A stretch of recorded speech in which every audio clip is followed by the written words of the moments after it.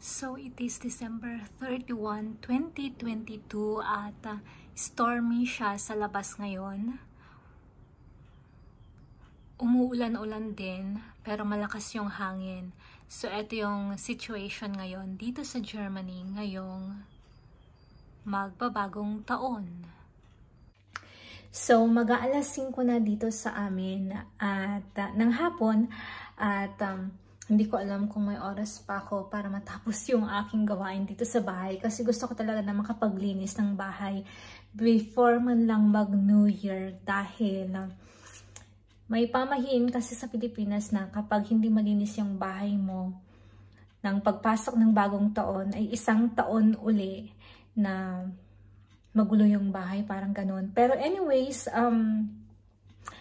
Happy New Year sa lahat ng mga Dabarkads, kapuso, kapamilya at mga kapatid natin na nasa ibang bansa, nasa anumang sulok ng mundo mula Apari hanggang Hulumag, ganon, charot. Anyways, maglilinis muna ako kasi nga wala dito yung asawa at mga anak ko. Para sa ganon, may mga magawa pa ako dito sa bahay. Peace, Peter!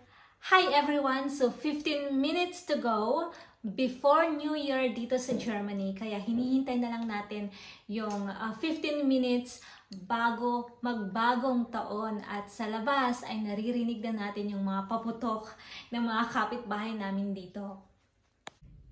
So gusto ko lang i-share sa inyo guys ang aming munting snacks. Mamayang alas 12 dahil nagkaroon lang kami ng simpleng dinner kanina. At ito yung mga bilog na mochis, bilog na chocolates, and first time naming maglagay ng prosperity bowl dito sa aming mesa dahil pampaswerte daw yan. So, tatry natin siya.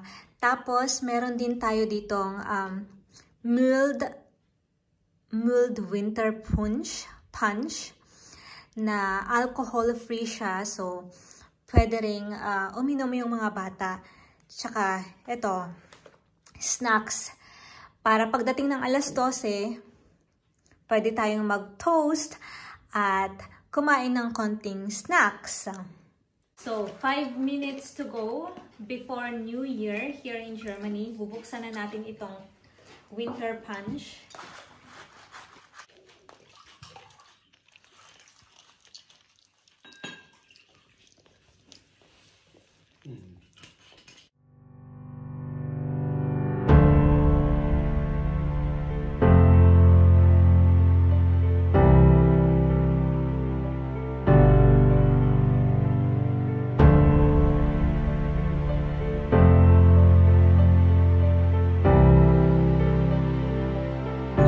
Neues Jahr, mein Schatz!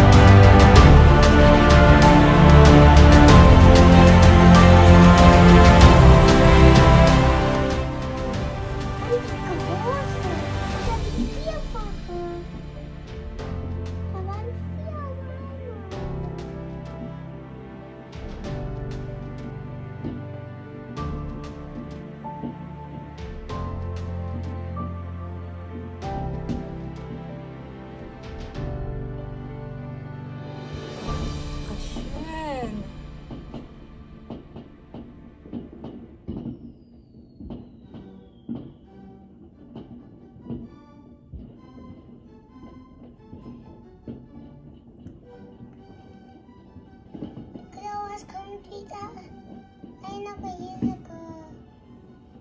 Ich will wieder 4 Weinberg und ein riesiges. Ja.